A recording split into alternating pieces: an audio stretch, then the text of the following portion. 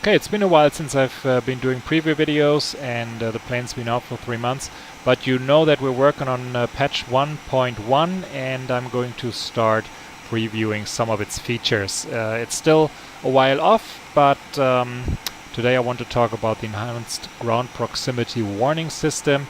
And while we had most of the features of the real enhanced ground proximity warning system in the current version already, we have used some default X-plane warnings, and in general the warnings were not very high fidelity. They didn't trigger at the exact right points in time for the exact right conditions, and we worked all that stuff over. The first thing, a visual sign of that you will see, is the new panel. We have a terrain inhibit switch now, and we have two annunciators that will light up when the AC electronic 115 volt bus fails, and then of course you won't hear any warnings from the ground proximity warning system. I'm going to run through the different modes real quick just to showcase them, and don't want to make this movie too long, so let's get started.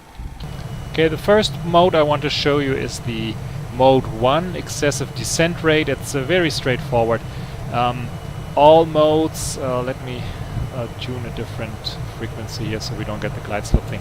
All modes of the conventional ground proximity warning system cannot be triggered above 2,500 feet radar altitude, and for the sync rate to come on, you need to be over 5,000 feet per minute descending below 2,500. It's an adaptive envelope, so the closer you get to the ground, the more sensitive it is. And the first part of the envelope is the sync rate.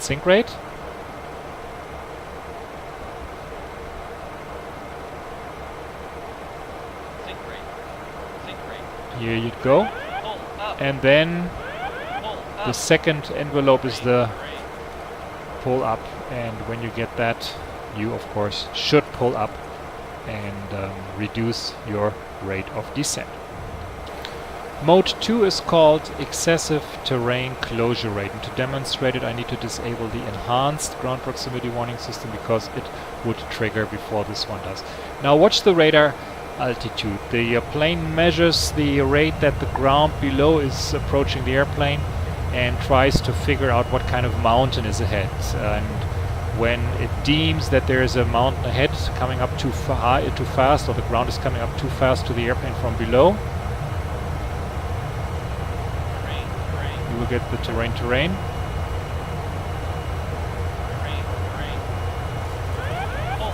And you can see that this might be really late depending on the type of terrain. And there are two modes to the mode 2. There's 2A and 2B. If you're clean aircraft configuration, then you're in mode 2A, and you will need to gain at least 300 feet in barometric altitude for the warning to stop after you exit the warning envelope. And I'm just mentioning this because it might confuse you. You're already across the mountain and there's a valley behind, and you're still getting the warning.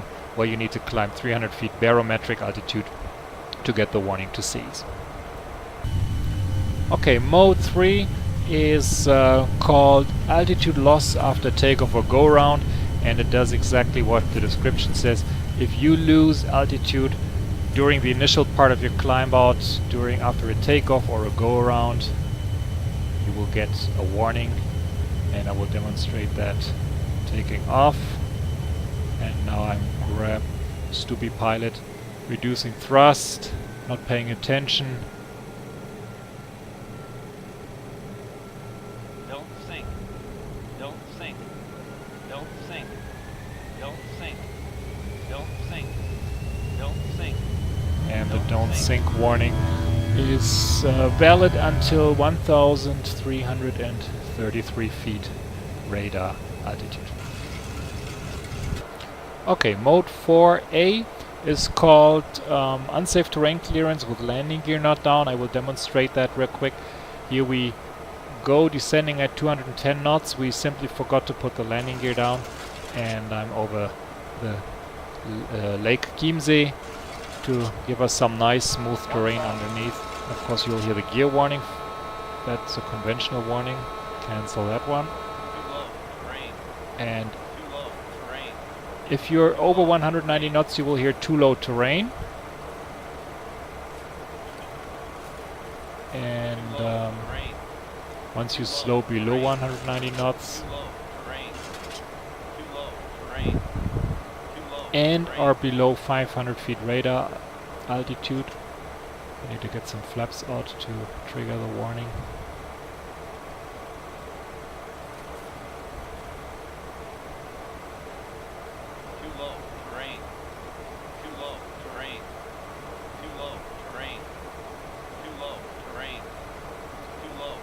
So let's see, below 500.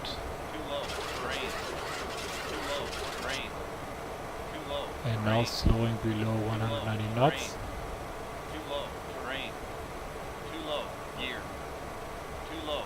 There's the too low gear warning. Of course you can cancel that in case you want to do an off airfield landing with a gear inhibit switch, and that's that.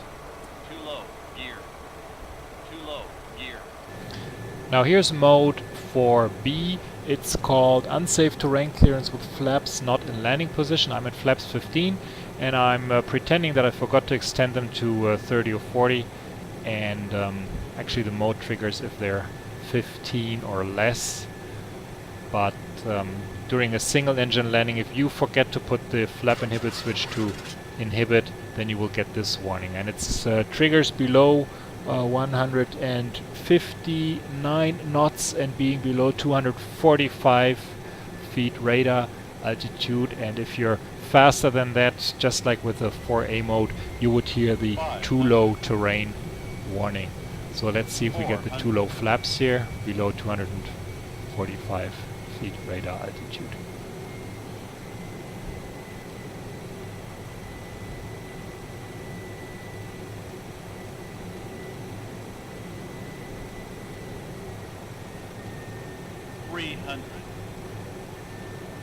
Too low, flaps. Too low, flaps. Too low, flaps. And of course this flaps. can be disabled Too low, flaps. with the flap inhibit switch as well, in case you want to land with flaps 15 on purpose, for example. Okay, this mode is mode 5, called below glide slope deviation alert, and it does what it advertises. If you have a glide slope or an ILS selected with a glide slope valid signal and you descend below the glide slope by more than 1.3 dots, you will get this warning. And it's not active until you are below 1000 feet radar altitude. And more important, or another important thing, is if the course that you have selected on the flight control computer and the course of the airplane is differing by more than 90 degrees, like it would be now, then it will not play. So this is if you do a localizer back course approach, so that's a safeguard. But so to hear the warning, you have to have this within 90 degrees of the approach course. Try to take this movie a couple times and wondered why the warning didn't trigger until it dawned on me that I had this still set to 300. Okay, I'm going to descend below the glide slope deliberately now. This is the off-schedule descent that you're probably familiar with by now. And below 1000 feet, the warning gets armed. 1000. And as I descend, Glide slope.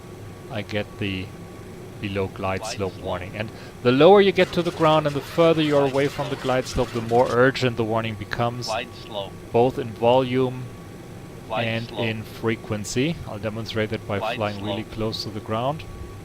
Glide slope. Glide slope. Glide slope. Glide slope. Sink rate. Sink rate. Sink rate. Of course, the sink rate warning Glide gets slope. precedent over the Glide slope. glide slope. Glide slope.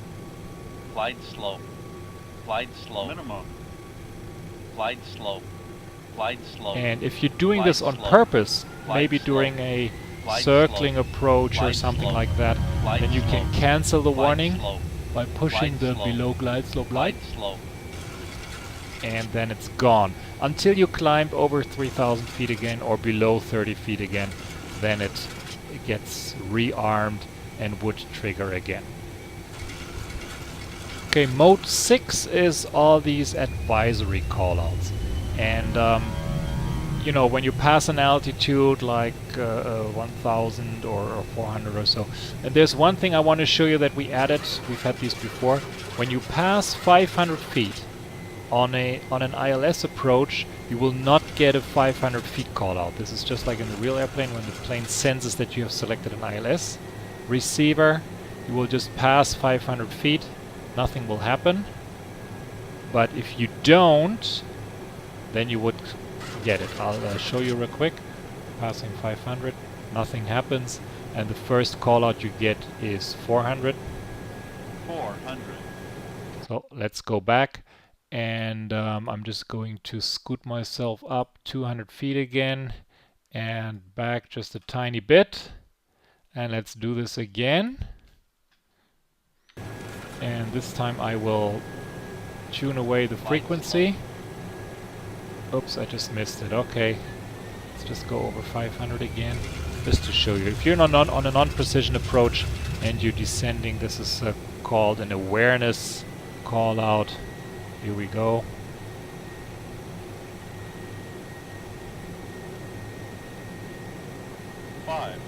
And there's the 500. Now the real novice thing about the enhanced ground proximity warning system is the terrain look ahead feature, the sheer cliff protection as some people call it, the database that's inside the plane that knows where a mountain is. And I'll demonstrate that now. As you've seen before on mode 2, sometimes the warning comes really late if you're just looking below the aircraft, if you're approaching a steep mountain like this. In this case you get warning a little earlier. Caution terrain. The terrain pops up and you get an ample warning time to pull up and turn away. And you can see here that all the terrain that is shown is the one that's conflicting ahead, and you have a chance to make it out alive. So again, this is not a mode of the regular ground proximity warning system. It's called the enhanced ground proximity warning system. It works off of a database. You need to have the airplane's position, usually through the IRS and FMS units computing it, and then it will compare the position and altitude to the known terrain database, and if it knows that, or if it figures out that there is a mountain or obstacle ahead, then you will get the warning. Of course, X-Plane does not have a database for obstacles like buildings and stuff like the real enhanced ground proximity warning system has. So you will not get a warning if you approach a skyscraper or some man-made obstacle.